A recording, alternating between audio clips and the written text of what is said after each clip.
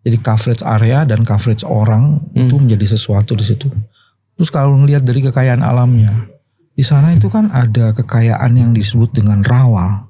Padang rawa di sana, Mas. Iya. Terus udah gitu ada juga bukan hanya rawa kan, kekuatan masyarakatnya kan punya kekayaan etnik. Itu kalau kemudian digusur, itu berapa banyak kekayaan yang mungkin nilainya itu juga sangat besar. 2 tahun sebelum referendum, sebelum PPRA, penentuan pendapat rakyat, tahun 67 itu Freeport sudah diserahkan oleh Indonesia ke Amerika. Jadi jadi Undang-Undang Penanaman Modal Asing pertama nomor 1 tahun 67 ya Mas ya. Itu undang-undang paling kolonial. Bahkan orang Papuanya aja belum ditanya mau gabung Indonesia apa enggak. Papuanya udah dijual sama rezim Soeharto ketika itu ke Freeport ke Amerika karena memang itu bagian dari New York Agreement sebenarnya.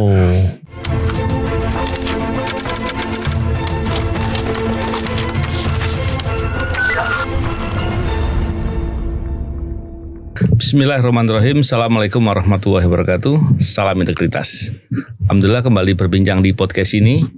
Kali ini kita ingin membicarakan film dokumenter yang sedang rasanya belum launching ya, masih trailer ya. Tapi film ini menarik sekali. Saya sudah menonton dari filmnya walaupun belum sampai selesai, tapi secara garis besar saya lihat dan filmnya betul-betul membuat saya terkejut. Banyak hal yang saya belum tahu dan ternyata mengagetkan gitu ya, melebihi dari apa yang saya kira gitu. Dan bersama dengan kita hari ini ada Mas Dandi Laksono. Apa kabar Mas Dandi? Yes, Bang. Sebagai prosedur filmnya ya, produser. Dan ada juga di sini pemerhati dan orang yang banyak tahu soal Papua gitu ya. Dan itu produser yang prosedur. Dan filmnya namanya Pesta Babi. Saya bingung juga ya, ini judulnya nggak syar'i banget tadi. Tapi oke lah, setelah saya melihat filmnya memang sekilas ya, Pesta Babi itu salah satu acara yang diadakan oleh kepala suku di Papua, dan itu salah satu bentuk kemarahan dari persoalan-persoalan di Papua. Mas Dandi bisa memulai untuk menceritakan kemarahannya apa sih dan penyebabnya apa gitu? Ya, terima kasih Bang Novel sudah. Sebelumnya menonton. Maaf, kenapa pilihannya judulnya itu? Oh ya, ya tadi mau dikasih judul Pesta Onta tapi nggak ada onta di sana. Adanya babi Mas Wewe. Tapi di sana ada rusa loh. Oh iya ada rusa. Ada rusa ya. Ada kanguru juga. Kanguru rusa. Ya jadi sebenarnya filmnya sudah kami rilis untuk nobar. Ya. Jadi sekarang sedang musim nobar, ada 400-an komunitas yang nobar. Mungkin mudah-mudahan bisa mengalahkan The Endgame, KPK Endgame, 1.500 lokasi. Sama itu kan apa namanya? Sexy Killers ya. Nah, kami menganggap film ini kayak rangkuman 60 tahun kehadiran Indonesia di Papua. Ya. Jadi biasanya kalau kita melihat Papua itu kalau enggak aspek keamanan atau militer gitu ya, terus aspek otonomi daerah atau masyarakat adat atau ada isu lingkungan, ada isu agraria. Biasanya kita lihat Papua kan begitu-gitu, per island gitu ya. Nah di film ini kami coba hubungkan semuanya dan ini semua sangat terkait gitu, antara bagaimana proyek-proyek negara seperti yang sekarang sedang terjadi di selatan lewat proyek strategis nasional, pembukaan 2,5 juta hektar. Untuk bioenergi dan untuk what so call cetak sawah. Lalu kami hubungkan dengan bahwa proyek ini dikendalikan oleh tentara, melibatkan tentara sebagai pusat tenaganya gitu. Dan kehadiran tentara di sana adalah bagian dari 60 tahun kehadiran militer Indonesia di Papua, yang di era Mas BW masih muda ketika itu. Partnernya Mas BW di Papua di tahun-tahun 90-an. Sekarang masih muda juga Pak. Masih muda. Jenggot. Makin muda kayaknya. Dan ya terkait kenapa menarik kalau Bang Novel menonton film itu, karena mungkin juga bisa melihat bagaimana proyek sebesar itu tidak ada semacam oversight begitu ya. Atau dalam hal ini misalnya KPK, Kejaksaan Agung itu tidak melihat potensi korupsinya, tidak diawasi gitu ya. Dan ini khas memang sejak 10 tahun terakhir rezim Jokowi Disambung Prabowo ini proyek-proyek besar selalu nggak diawasi. Kalau dulu zaman Mas BW, zaman Bang Novel di KPK, ini saya bukan muji karena ada sampean di sini Mas ya. Itu kan lagi demam batu bara atau demam sawit, itu kan KPK juga mulai ngawasin ini. Eksploitasi ini kalau ada isu korupsinya kita harus awasi. Nah ini proyek-proyek khas gede di era Jokowi Prabowo ini kan, dari mulai IKN, PSN, Food Estate food estate ini, MBG, Koperasi Merah Putih, sampai sekarang yang di Papua ini nggak ada gitu, nggak ada gejalanya sedang diawasi oleh dipastikan tidak ada korupsi itu. Bahkan tidak ada korupsi pun proyek ini sebenarnya bermasalah. Tidak ada korupsi pun bermasalah. Gitu. Yang mau film ini bilang sebenarnya. Tapi reaksi nontonnya gimana, Bang Novel tadi? Iya, saya bilang memang begitu saya melihat film ini diceritakan bagaimana kondisi persoalan-persoalannya di Papua ya, saya kaget. Saya nggak nyangka separah itu ternyata. Termasuk juga soal pengungsian yang berapa ratus ribu orang gitu. 107.000 sekarang. 107.000 ya. Tahun 2026 ini. Oke. Terus saya melihat bagaimana orang-orang Papua banyak terusir dari kampungnya gitu. Dan banyak mereka yang kemudian kehilangan ruang untuk mencari mata pencarian dan ruang hidupnya mereka, yang mana mereka tinggal di sana kan sudah turun temurun wilayah adatnya dia yang itu harus diakui oleh negara gitu. Dan saya melihat, kok separah itu ternyata. Dan ternyata saya khawatir kemudian jangan-jangan masalah KKB ini karena ada persoalan begini gitu. Atau sebaliknya KKB dijadikan alasan untuk kemudian memperbanyak pasukan dan kemudian mendorong terjadinya eksploitasi yang menurut saya berlebihan. Tapi jangan-jangan saya salah. Kita tanya dulu sama yang senior kan. Gimana Pak BW kalau melihat persoalan di Papua nih Pak BW? Yang bagian pertama sebenarnya yang paling menarik dari percakapan tadi, kalau ngomong Papua berarti ngomong gigantik Mas. Gigantik itu artinya masalahnya nggak masalah kecil. Masalahnya nggak kaleng-kaleng. Tadi kan dilihat PSN-nya di sini coverage areanya 2,5 juta. Itu ekuivalennya kalau di Jawa berapa? Hampir 2 kali Jabodetabek. 2 kali Jabodetabek. Itu baru luas Mas. Terus kalau melihat tadi jumlah penduduk yang terkena dampak, Papua kan jumlah penduduknya nggak banyak. Ada berapa lah? Sekarang hampir 5 juta. 5 juta. Jadi coverage area dan coverage orang itu menjadi sesuatu di situ. Terus kalau melihat dari kekayaan alamnya, di sana itu kan ada kekayaan yang disebut dengan rawa. Padang rawa di sana Mas. Terus udah gitu ada juga bukan hanya rawa kan, kekuatan masyarakatnya kan punya kekayaan etnik. Itu kalau kemudian digusur, itu berapa banyak kekayaan yang mungkin nilainya itu juga sangat besar. Terus yang ketiga yang juga menarik adalah narasi-narasi yang dibangun. Jadi seolah-olah kalau nggak ada proyek itu Indonesia hancur lah. Jadi ini adalah, kalau dulu tuh zamannya George Adichie saya inget tuh, ada yang disebut dengan go to east. Go to east tuh maksudnya habisin east. Jadi karena di Sumatera udah habis Mas kayunya, di Kalimantan udah habis. S1 di Sumatera, S2 di Kalimantan, S3-nya dan profesornya ambilnya di Papua. Dan kalau ngelihat MAPI dan Bovendigul itu kan di Papua Selatan Mas. Dan itu baru 2 kabupaten di Papua Selatan. Jadi sebenarnya ini kita lagi ngomong dampak yang luar biasa dari sebuah pembangunan. Jadi tadi Dani bilang soal oversight. Kalau saya dari awal, emang udah ada kajian yang lengkap? Enggak. Nah kalau kajiannya tidak ada, terus proyek ini masuk. Padahal dulu ada proyek-proyek di zamannya Soeharto kan yang namanya apa itu untuk ini energi. Itu bermasalah semua, apalagi untuk mengubah rawa menjadi sawah itu kan masalahnya gede banget Mas. Sekarang pertanyaan kuncinya, emang kita sudah pernah ada rawa yang sanggup diubah menjadi sawah dan itu menghasilkan sebelum itu dilakukan di Papua? Ada nggak? Proyek lahan gambut 1 juta hektar di Kalimantan Tengah gagal. Jadi kita cuma punya era Soeharto 1 juta hektar. Kegagalan Mas, pengalaman kegagalan.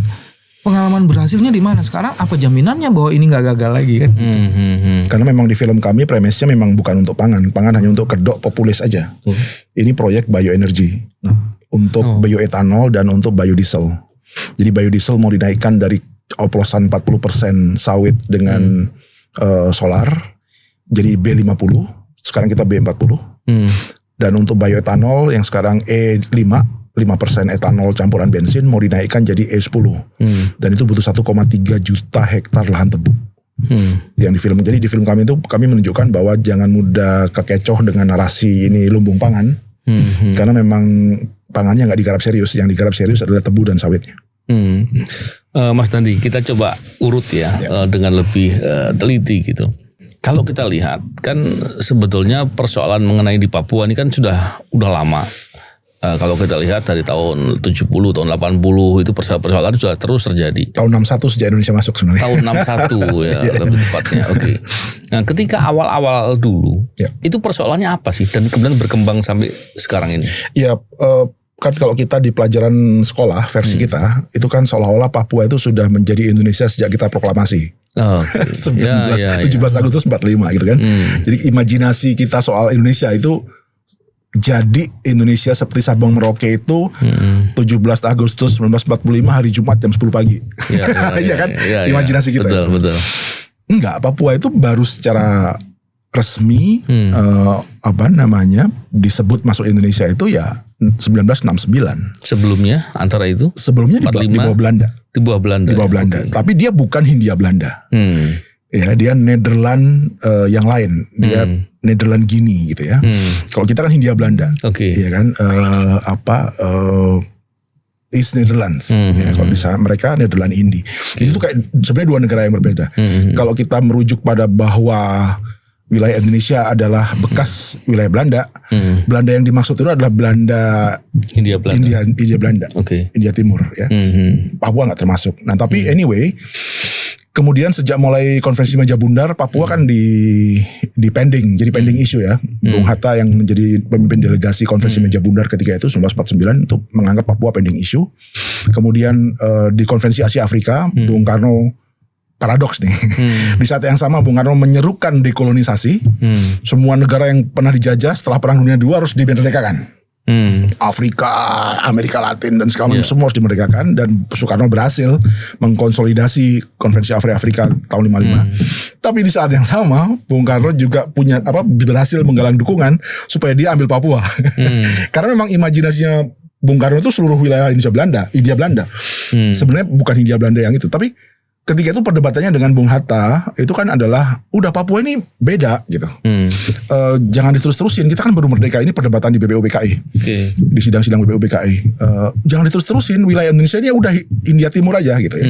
Hindia Belanda aja. Kalau diterus-terusin kita bisa ambil Kepulauan Solomon juga. Emang bisa ngurus gitu, kira-kira Bung Hatta begitulah. Nah, Bung Hatta ini lebih valid ngomong itu karena Bung Hatta pernah dibuang di Bovendigul 1927 sampai 1930. Bung Karno nggak pernah dibuang di Bovendigul. Bung Karno itu paling timur sampai di Ende. Ada apa di Bovendigul? Bung Hatta di situ. Bung Hatta bersama Sahrir ketika itu. Dan sebenarnya pembuangan Bovendigul itu sudah dibuka sejak 1927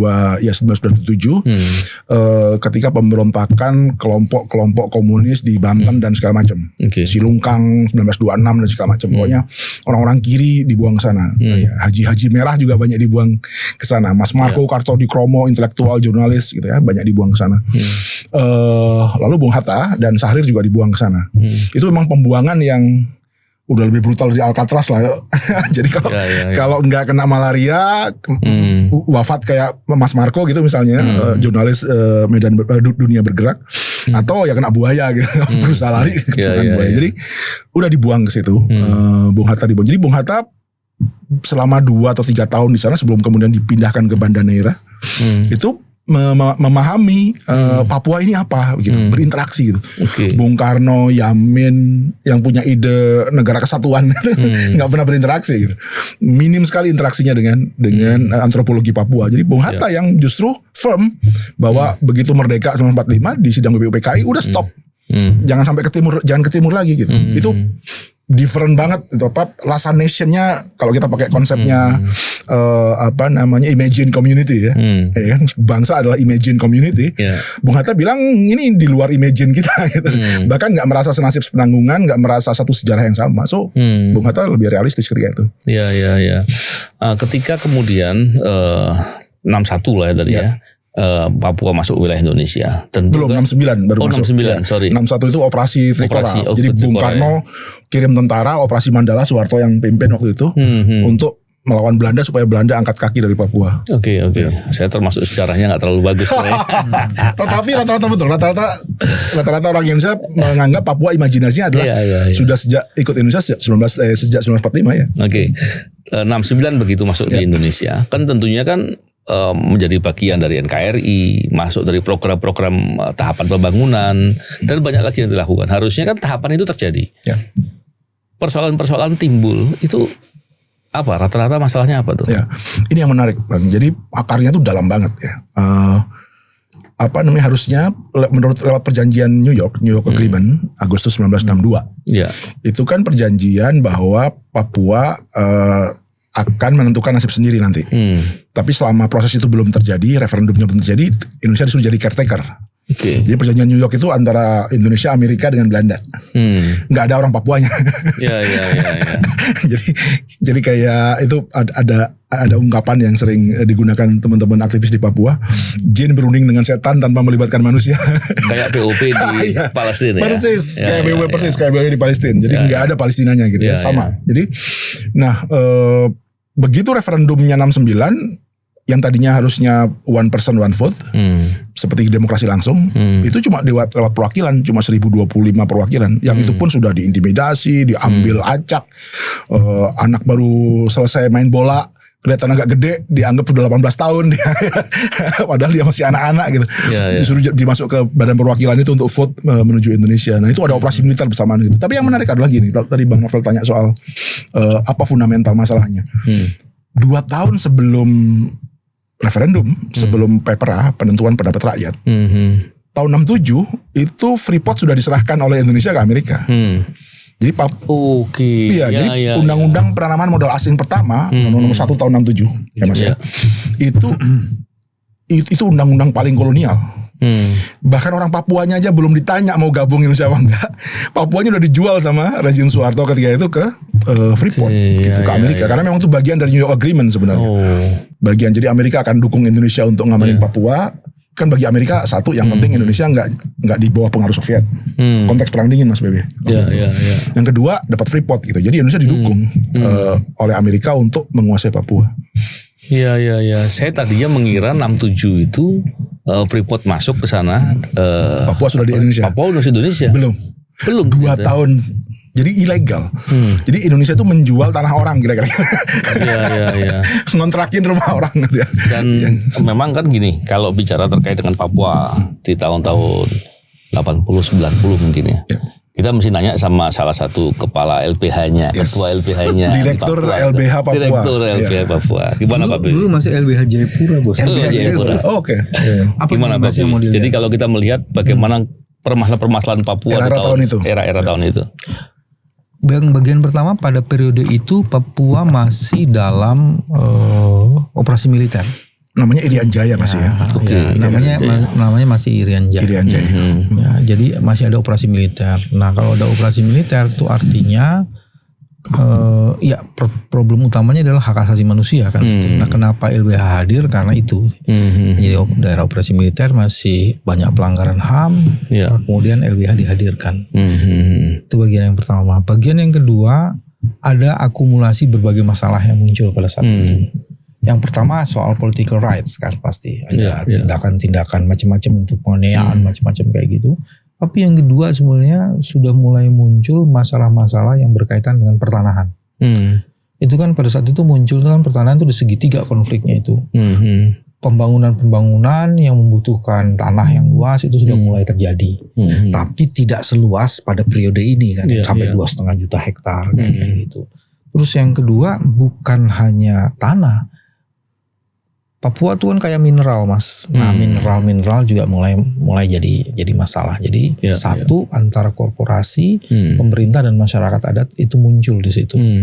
Nah ini yang tapi pada saat itu sebenarnya muncul juga ini yang menarik itu. Di sana kan majority Kristen. Nah di situ kemudian gereja itu kan ada teman-teman dari Katolik, ada dari Protestan. Itu kan gerejanya memang mendapatkan dukungan luar biasa dari bagian gereja lain di dunia. Jadi kemudian soal-soal yang itu digeser tuh Mas, kenapa LBH hadir? Ada isu pelanggaran hak sipil dan politik macam-macam. Mereka itu kemudian masuk di isu yang lebih soft. Pendidikan harus ditangani, sosial harus ditangani, kesehatan harus ditangani. Makanya konsentrasinya lebih kepada si orangnya. Tapi perebutan aset sumber daya itu bukan menjadi bagian dari concern gereja, karena gereja juga situasinya lagi kayak gitu ya, lagi ada operasi militer. Maka lebih aman bekerja hanya untuk kepentingan masyarakatnya. Jadi tidak pada sumber daya yang justru menghidupkan rakyat, itu kan sumber daya itu. Jadi persoalannya di situ. Dan di mana-mana pada saat itu muncul pemerintahan itu kan baru dibentuk semua, Mas. Jadi ada yang terjadi pada situ adalah pasti banyak orang dari luar Papua, karena orang teman-teman Papua kemudian sebagiannya kan baru pada sekolah, sebagiannya memang dididik di situ juga. Jadi ada amtenar yang memang dididik di situ, jadi bagian dari pekerjaan birokrasi, tapi juga ada yang proses untuk pendidikan. Jadi terjadi dia hal-hal yang kayak gitu. Nah yang dari luar juga yang jadi penting tuh satu lagi, bukan hanya gereja, Mas, tapi studi-studi antropologi kuat banget di situ. Nah sekarang pertanyaannya kalau dikaitkan dengan PSN sekarang, Mas. Ini kan mengubah bentang. Padahal di situ ada orang dan seluruh elemen yang dimiliki orang itu, salah satunya adalah kebudayaan. Ya. Terus yang dulu di studi itu dipakai nggak sebagai dasar untuk membuat kebijakan itu? Ketika orang itu dicabut, ini kan bukan hanya dipinggirkan, Mas. Ini dicabut dari akarnya. Karena sekarang pertanyaannya, emang kalau diubah bentangannya kayak gitu masih ada sagu? Kalau nggak ada sagu dan kehidupan ritual yang berkaitan dengan alam, itu kan orang itu kalau dulu kita masih 90-an kan ada marginalisasi. Ini orang dicabut ya dari akalnya. Kalau marginalisasi kan cuma dipinggirin kan. Pesta babi itu adalah pesta tercerabutnya orang dari akar kehidupannya. Jadi marahnya karena itulah Pak ya. Saya menafsirkannya gitu ya. Saya belum lihat detail, cuma saya dengar dari percakapan ini. Jangan-jangan itu kan. Orang yang dicabut dari akar kehidupannya, akar kemanusiaan. Menarik sekali ya. Gini Mas Dandi, menyambung dari yang disampaikan oleh Pak Bibi tadi.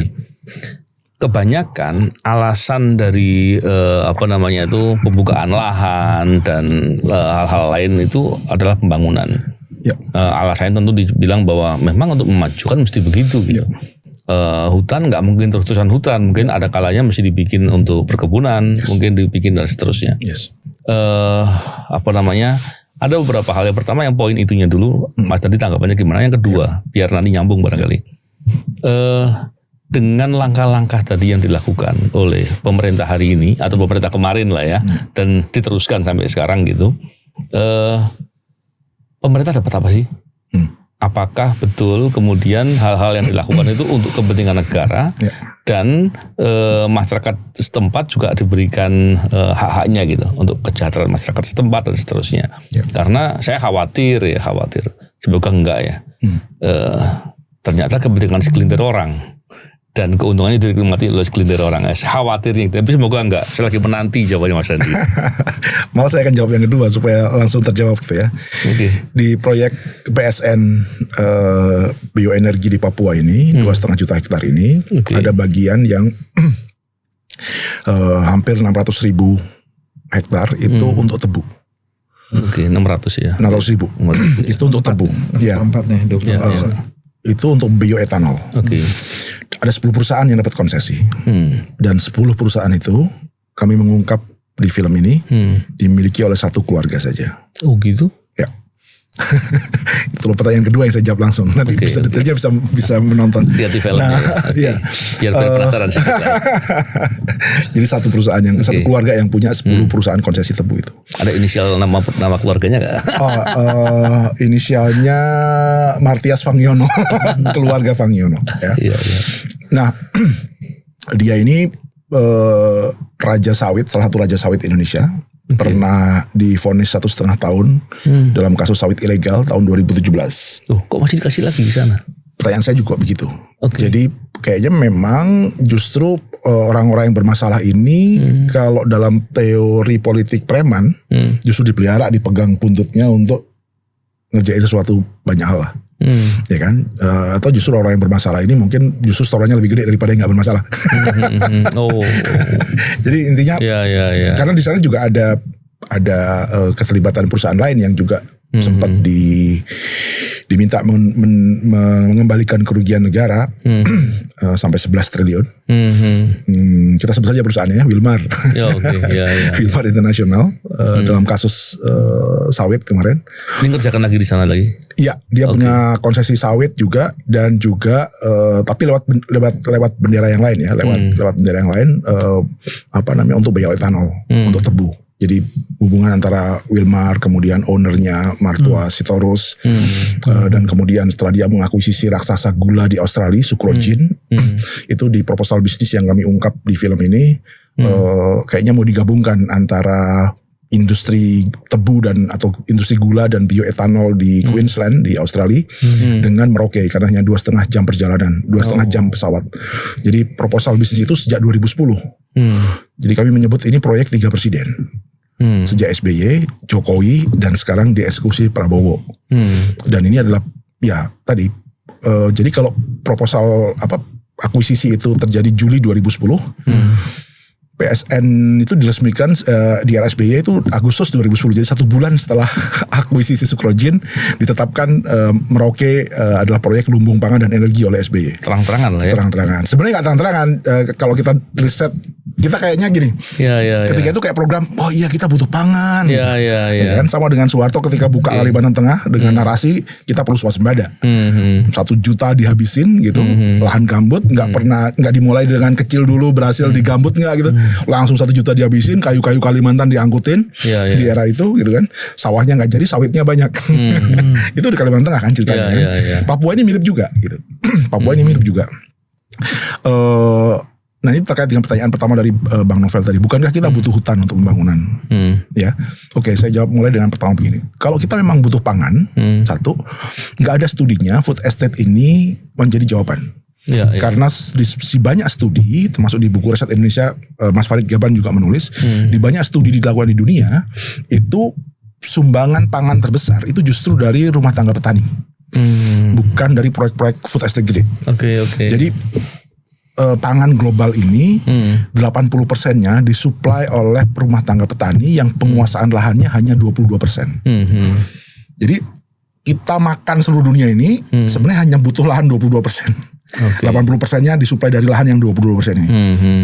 Nah, lahan yang hampir 80% itu hanya menyuplai bagian kecil dari pangan.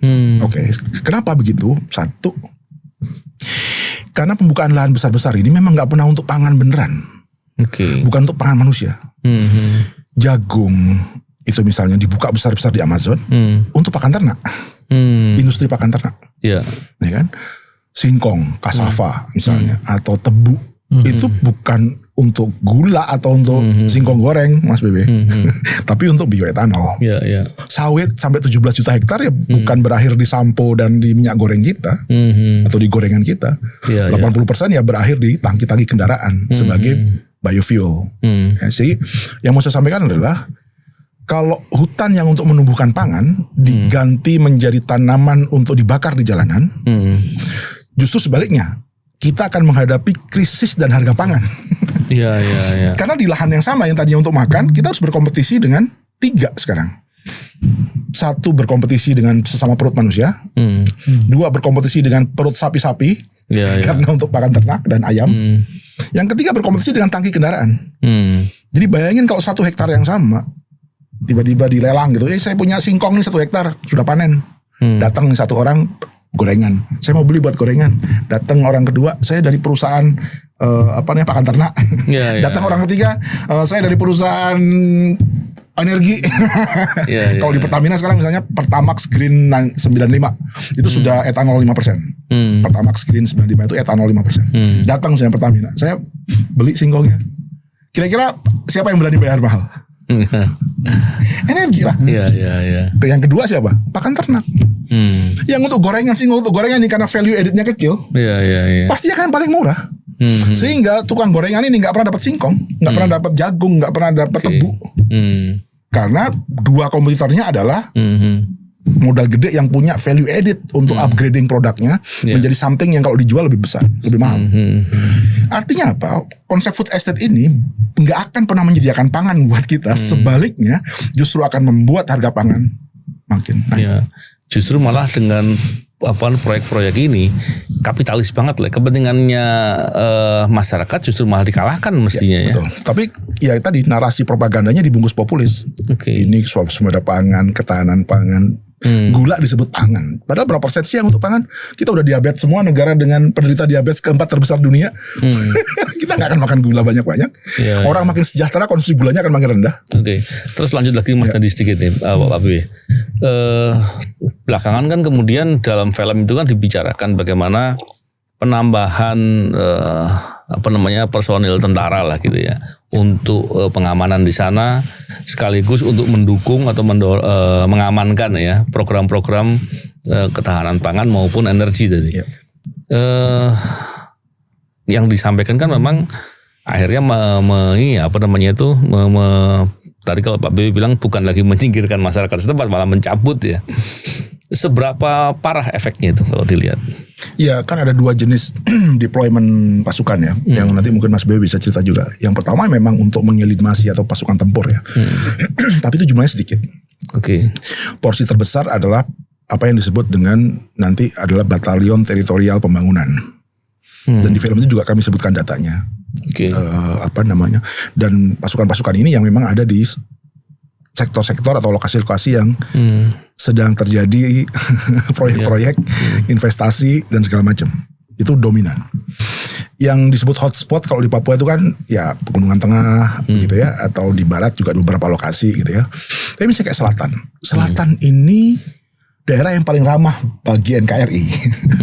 Pendaratan RPKAD, penerjunan RPKAD Beni Murdani itu di Tanah Miring di selatan.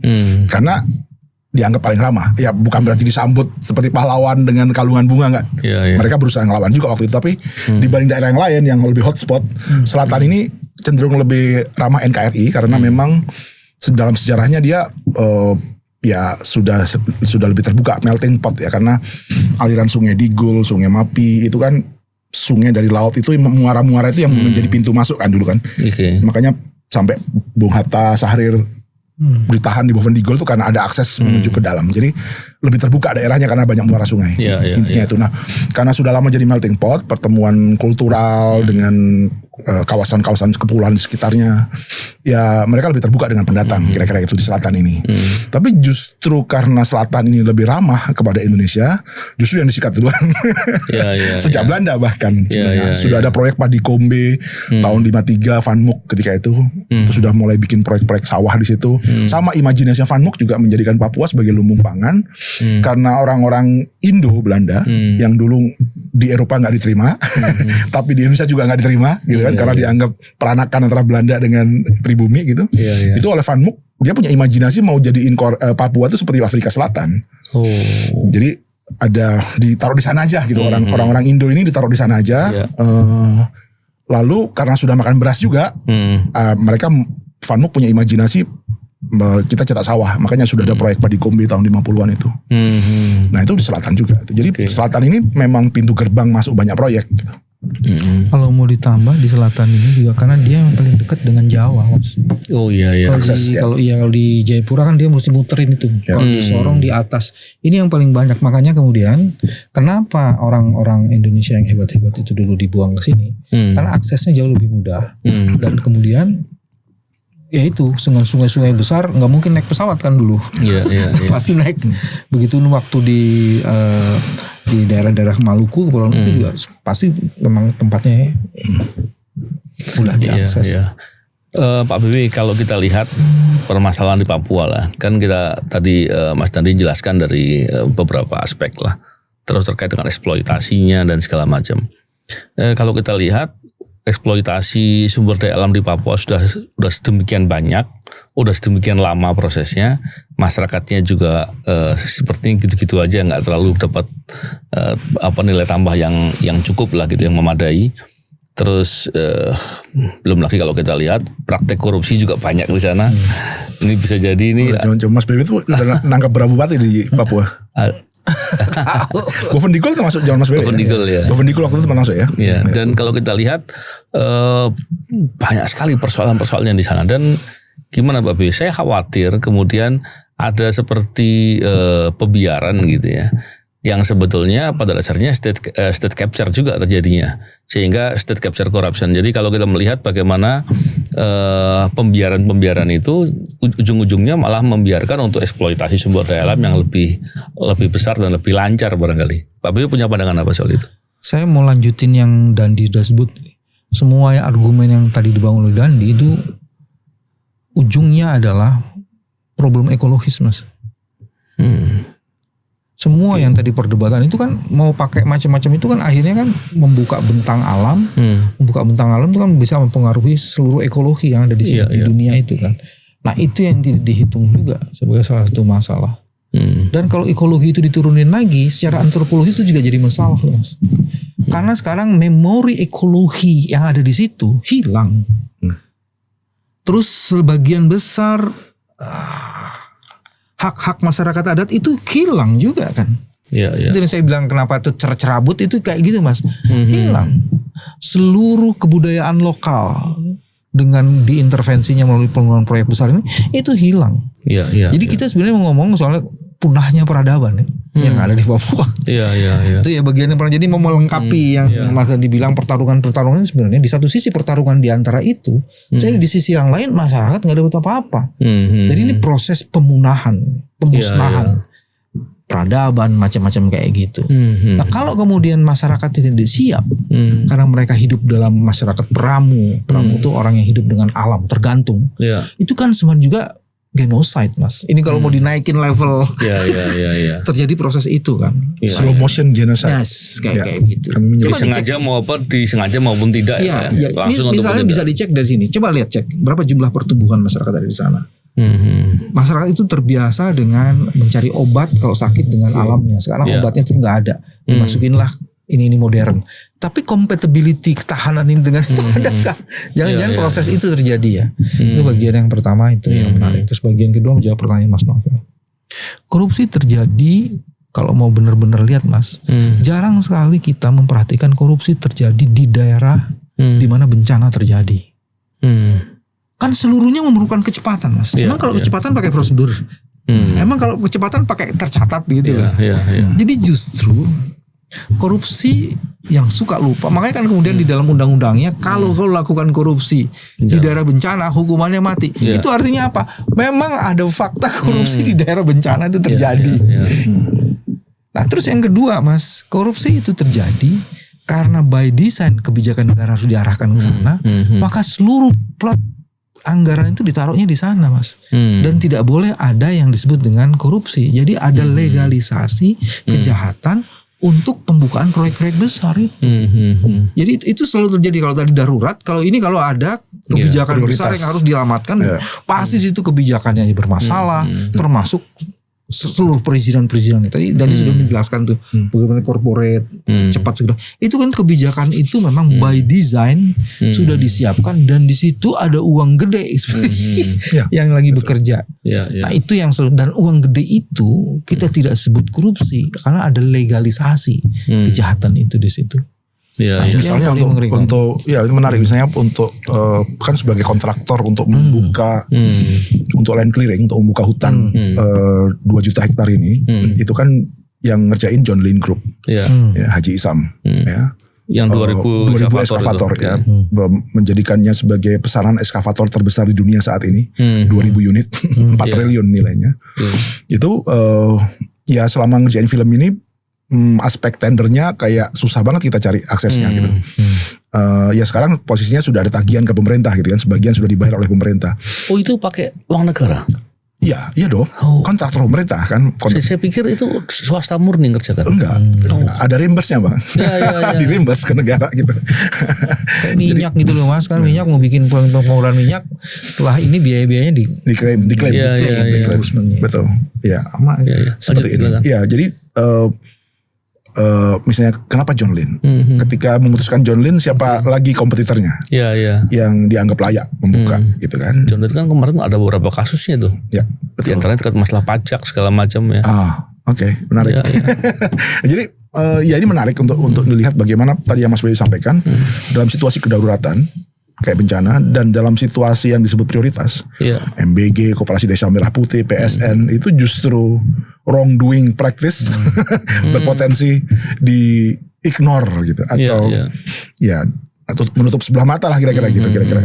Kan itu yang sebenarnya yang kita khawatirkan ya, dan sialnya di periode ketika banyak proyek-proyek gede ini, anggaran yang ratusan triliun, mega-mega proyek ini, justru KPK-nya sedang lagi nggak kuat-kuatnya, kejaksaannya lagi aneh-anehnya, ya kan? Memang banyak kasus korupsi, tapi kita ngelihat banyak kasus yang juga aneh kan gitu kan, jadi kan mulai kemarin minyak dan segala macam gitu. Di Tom Lembong gitu, memang banyak heboh-heboh, tapi kayak bahkan Amsal Sitopu juga. Nah gitu-gitu, jadi memang aktif kejaksaan seolah dia KPK nggak aktif tapi kejaksaan aktif, tapi aktifnya juga aneh gitu. Jadi justru di tengah situasi yang negara sedang spending gede-gedean, penegakan korupsinya nggak kelihatan serius gitu. Penegakan korupsinya serius. Penegakan hukum ya. Penegakan korupsinya serius. Iya. Dan memang gini ya, kalau kita melihat ini persoalan ini kira-kira solusinya apa ini? Kalau kita lihat satu sisi KKB ada masih terus jalan dan terus dijadikan kalau saya bilang alasan kadang bisa jadi diperlukan betulan ya untuk pengamanan. Tapi saya nggak paham terlalu dalam soal Papua ya. Belum lagi masalah-masalah sosialnya, bagaimana proyek-proyeknya, dampak-dampak lingkungannya, persoalan kepada masyarakatnya. Terus gimana nih Pak Biwi melihat persoalannya begitu rumit nih? Hari ini persoalan itu nggak bisa diselesaikan dari kacamata Indonesia dalam konteks nasional saja, karena ada sedang bergerak yang disebut dengan geopolitik ekonomi internasional yang sedang bekerja juga, Mas. Jadi harus diletakkan ke situ tuh. Nah untuk itu salah satunya adalah kan masalah begini besar kita nggak pernah punya peta. Ini siapa yang mungkin permainan seperti ini bisa kelihatan. Cuman apa dampaknya dalam 3, 5, 10 tahun ke depan sampai memetakan itu. Jadi audit soal beginian tuh jadi penting, Mas, untuk mengetahui posisi kita tuh. Iya, menarik tuh audit ya. Karena dan posisi ini bukan yang mengetahui posisi kita terhadap proyek ini, siapa yang harus bertanggung jawab terhadap ini juga jadi penting. Kan pasti harus lihat itu, Mas. Jadi peta problemnya seperti apa, menimbulkan dampak kayak apa supaya nanti bisa muncul bagaimana cari jalan keluar. Terus siapa yang harus bertanggung jawab di sini? Sebab kalau peta itu nggak ada, terus kita kehilangan kompas untuk memulai apa yang mesti dikerjain. Bagian yang penting adalah di situ. Atau jangan-jangan pemerintah nggak paham nih soal masalah ini? Sebenarnya enggak, Mas. Sudah LIPI itu sudah pernah menulis penelitian yang serius tentang peta jalan dulu. Makanya justru ini jadi peta jalan Papua. Jadi Muridan ya. Iya betul. Jadi sudah clear bahwa masalah Papua itu masalah yang setidaknya ada beberapa level ya. Level pertama adalah sejarah politik yang belum selesai. Itu nggak mungkin nggak diselesaikan. Nggak bisa kita cuma bilang sudah di NKRI. Kalau sudah di NKRI nggak akan ada orang angkat senjata gitu. Itu artinya belum selesai. Sudah di NKRI itu ya Jogja, Solo itu sudah di NKRI. Nggak ada orang angkat senjata gitu. Tapi selama ada orang senjata berarti belum selesai dengan NKRI kan. Sesimpel itu gitu ya. Satu yang pertama itu. Yang kedua di atas sejarah politik yang bermasalah ini ada opresi. Ada pelanggaran HAM baru gitu, ada operasi militer, ada ekses macam-macam gitu ya. Jadi ini aja sudah menimbulkan luka generasi baru.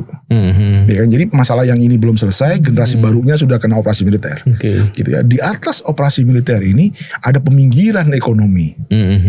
Ya kan? Maksudnya orang yang tadinya gua nggak suka politik, aku nggak punya keluarga yang mati ditembak tentara, nggak punya, tapi saya jualan kok nggak bisa di sini, toko-toko mahal harganya gitu, kok saya malah jualan di emperan toko gitu, saya yang punya kampung, saya yang jualan di emperan toko gitu, itu sudah menimbulkan ketiga. Nah sekarang ini yang kami sebut unprecedented. Kehancuran ekologi, penggusuran agraria, dan peminggiran kebudayaan atau masyarakat adat yang belum pernah levelnya segede ini. Selama 60 tahun ini level yang paling gede di PSN ini. Nah jadi tuh level yang berikutnya itu makin membuat 3 masalah aja belum lu selesaiin. Lu tambah lagi dengan akselerasinya lebih kenceng persis, ya. tambah skala yang seperti ini gitu. Kalau kemudian disebut, tapi Papua kan udah dikasih otonomi khusus, misalnya 20 tahun ini sudah otonomi khusus. Ya buktinya otonomi khusus tidak menyelesaikan masalah, berarti kan kita perlu inovasi yang lain gitu. Jadi satu cara mentok ya coba cara lain gitu, dan harus setiap solusi harus berani ngakuin akar masalahnya. Kalau solusinya menutup mata pada akar masalahnya, ya nggak pernah straight to the problem solusinya kan. Dia meliuk-liuk aja seolah-olah solusi gitu. Sama dengan orang Papua ngerasa terjajah gitu misalnya. Maka di film ini kami sebut subjudulnya kan kolonialisme di zaman kita. Karena ini persis seperti yang terjadi ketika dulu tebu dan gula juga menjadi pintu masuk kolonialisme di Jawa. Ya kan? Tanam paksa itu mirip-mirip. Nah, sehingga waktu itu orang Jawa merasa dijajah, dikasih politik etis, dibangunin Stovia, dibangunin ITB, dibangunin bendungan, dibangunin jalan, dibangunin rel kereta. Kita juga tetap merasa dijajah gitu. Semua itu sebenarnya untuk kepentingan penjajahnya kok gitu. Jadi pertanyaan Papua misalnya, Jalan Trans Papua kan di buku di kajian teman-teman tentang kepentingan bisnis militer di Papua misalnya, disebut jalan-jalan Trans Papua itu menghubungkan, bukan membangun jalur tradisional ekonomi masyarakat, tapi menghubungkan sentra-sentra investasi. Gitu. Ya kan? Jadi kayak misalnya jalan 135 kilo yang dibangun di selatan ini, itu bukan jalur tradisional ekonomi masyarakat, itu menghubungkan antara kawasan yang disebut nanti kawasan sawah dengan sawit dan tebu di sebelah timur gitu. Jadi jalannya lurus gitu. Dan ya rata-rata masyarakat Papua apakah nanti bisa menikmati jalan itu? Ya tentu bisa gitu. Tapi yang paling porsi terbesar menikmati ya bukan orang lokal gitu. Kebutuhannya sebenarnya misalnya kami ketika syuting film ini, kami melihat bagaimana nanas gede-gede, enak-enak banget. Nanas yang di hutan itu atau yang ditanam oleh masyarakat di sekitar hutan itu enak-enak tapi nggak bisa dijual karena nggak ada jalan. Padahal jalan yang mereka butuhkan sekedar jalan rabat supaya motor bisa saja. Nggak perlu 12 meter, nggak perlu 14 meter lebarnya gitu. Jalan rabat biasa aja, yang penting motor bisa mengangkut nanas ke pusat kecamatan terdekat. That's it. Nah ini justru nggak diurusin. Yang diurusin highway, jalan-jalan nasional, jalur kuning, yang ya itu nggak langsung impactful ke ekonomi masyarakat. Dulu di zaman Orde Baru namanya pembangunan untuk siapa? Siapa untung, siapa buntung. Dulu tuh percakapannya gitu kan. Ternyata sekarang muncul lagi. Yes. Memang saya juga ini ya prihatin sekali ya. Dan tadi yang menarik sekali yang Pak B bilang memang perlu audit ya. Kita lihat persoalannya itu apa. Dengan begitu penyelesaiannya juga bisa lebih tepat lah, lebih terarah. Yang di Mas Muridan kemukakan kalau nggak salah ya, dan itu memang tuh jalan politik. Jadi jalan, tapi sekarang kita ditambah soal ekologis itu ya. Nah itu udah ada petanya, peta jalan penyelesaiannya itu Mas, yang tadi ada 3 level masalah yang harus diselesaikan. Artinya kita punya apa yang sudah ada, tapi kemudian itu pun tidak cukup untuk menggambarkan masalah. Makanya perlu dilakukan. Dan menarik sekali film Pesta Babi ini saya pikir membawa persoalan di atas meja seharusnya ya. Harusnya dilihat sebagai sesuatu informasi penting, fakta-fakta yang disajikan. Semoga pemerintah juga meresponnya dengan cara yang baik, sekaligus masyarakat untuk bisa mempunyai pengetahuan lebih jauh soal Papua. Tapi sebagai closing statement, saya perlu pandangan dari Pak BW dan Mas Dandi soal film Pesta Babi ini. Silakan Pak BW. Produsernya dulu. Berarti Mas Dandi dulu, silakan. Ya sebenarnya saya menyutradarai film ini bersama Bang Sipri Dale. Beliau seorang antropolog yang memang sudah lama meneliti Papua, termasuk gerakan salib merah ini. Jadi sudah ada 1.800 salib berwarna merah yang dipatok di batas-batas tanah adat. Artinya apa? Simbol diadaptasi dari konsep sasi. Jadi kalau orang Papua tanam sasi atau kasih patok, itu berarti sasi itu budaya. Daerah itu dinyatakan tertutup untuk dieksploitasi. Daerah itu adalah tanah kami, nggak dijual, nggak boleh masuk, orang nggak boleh mengekstrak gitu. Jadi itu sasi. Nah itu sekarang perwujudannya salib. Tapi ini bukan isu SARA, ini bukan isu agama. Bahkan kami juga munculkan di film ini, mereka pun protes pada gereja yang nggak berpihak kepada mereka. Jadi ya kan di selatan itu keuskupannya membela PSN. Gitu. Nah ini yang mereka juga protes. Nah jadi ini adalah simbol universal saja bagi mereka yang mereka kenal gitu ya, untuk mengekspresikan digabungkan dengan budaya. Nah di film ini kami ingin menunjukkan bahwa sudah saatnya orang Indonesia ini melek soal Papua. Papua itu tidak dimulai dari urusan katakanlah KKB atau kami menyebutnya OPM, yang disebut misalnya membunuh warga sipil. Sama dengan kita juga menolak kalau Palestina itu dimulai 17 Oktober 2023. 7 Oktober 2023. Masalah ini sudah sejak 1949, 48 gitu ya. Sama Papua ini sejak 1961.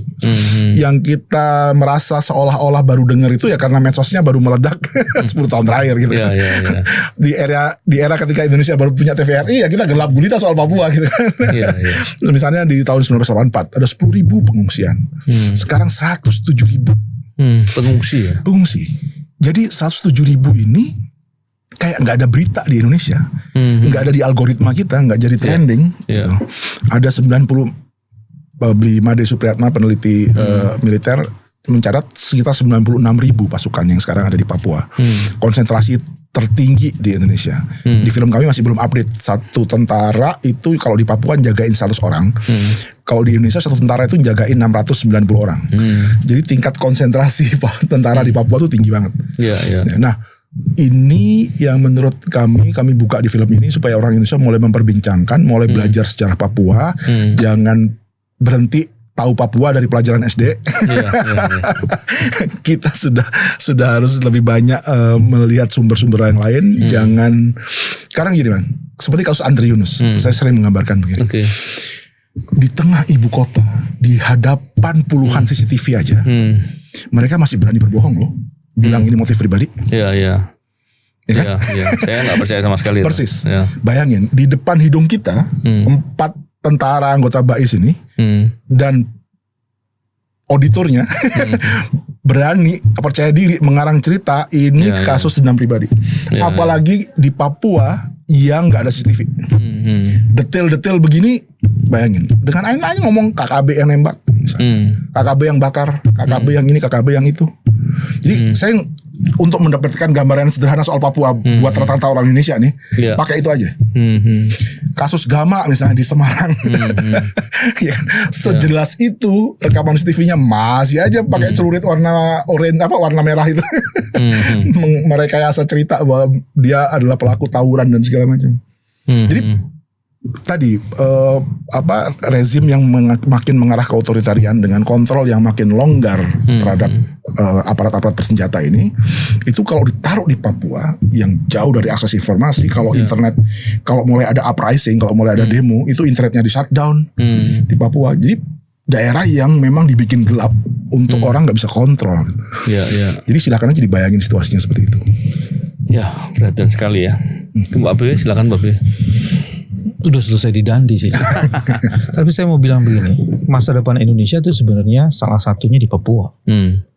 Jadi kalau kita tidak menyelesaikan masalah Papua, kita tidak punya masalah, tidak punya masa depan. Kenapa dia menjadi masa depan? Karena sumber energi, sumber mineral itu ada di sana. Dan sumber selain ketahanan itu juga soal pertahanan kan. Itu kan di Pasifik Selatan ya, beltnya Papua itu. Jadi bagian yang pertama itu siapa yang melupakan Papua dalam konteks Indonesia, dia sebenarnya sedang melupakan Indonesia masa depan.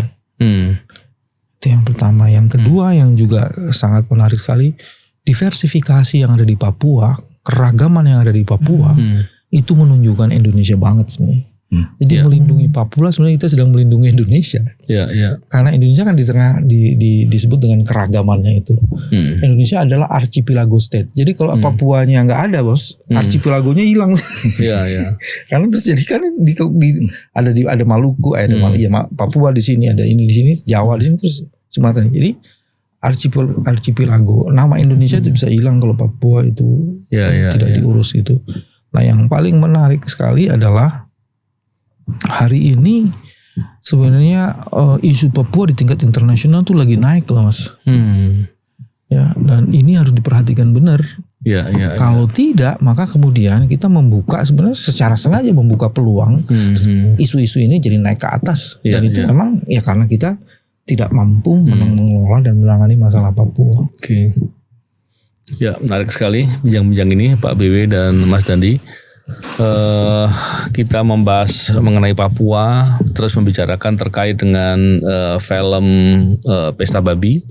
Dan mari saya mengajak para pemirsa untuk menonton ya, walaupun filmnya belum belum di launching ya, masih trailer barangkali. Ya, sudah di launching tapi baru nobar terbatas. Nobar terbatas. Silakan bisa mengorganisir nobar. Nanti kami bisa kirim linknya. Oke, ya, menarik tuh nanti. Ada situ yang juga menarik Mas. Di situ juga akan dijelaskan siapa itu para babi itu. Iya, saya pikir film itu sangat bagus. Film dokumenter menceritakan soal fakta dan semua dengan apa adanya. Dan semoga ini menyajikan persoalan-persoalan dan semoga persoalan-persoalan itu diselesaikan. Jangan sampai kemudian terus terjadi bahkan tambah parah dan menjadi masalah kemanusiaan bahkan merusak peradaban. Saya pikir itu masalah yang sangat serius. Terima kasih Mas Dandi dan Pak BW. Semoga bincang-bincang ini bermanfaat. Salam integritas. Assalamualaikum warahmatullahi wabarakatuh. Waalaikumsalam warahmatullahi wabarakatuh.